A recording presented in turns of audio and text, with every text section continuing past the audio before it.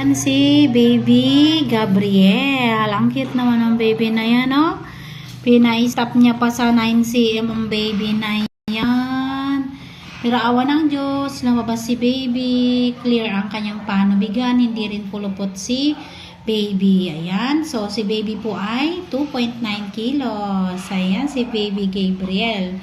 Ayan, pinanganak siya ng 12:37 PM. Ayan, baby boy. Ayan, mas malaki sa kaysa sa, ano ba yun, ate ba yung sumunod sa kanya? Ate, kuya niya.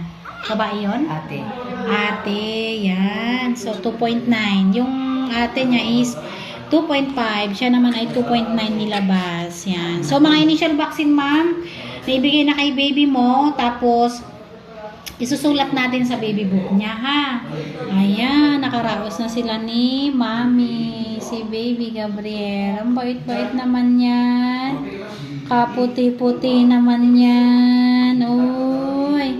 Okay, ang baby na yan. Kaputi-puti. No, yan.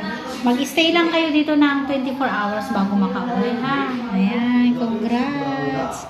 Nakaraos na sila ni Mami. Naman si Mami napagod. Pero at least nakaraos ka, ma'am, no? Ayan. Magsabi ka kung may tumatagas, ha?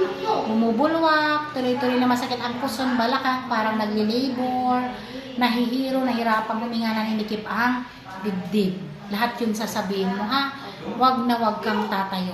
8 oras na walang tayo, ma'am, ha? Pag i-transfer ka doon mamaya sa ward, bubuhatin ka lang ni sir, ha? Pag naihi, sa diaper na lang papalitan. Huwag nang tatayo, ha? Ayan, congrats, ma'am. Thank you sa pagtitiwala. Thank you din po.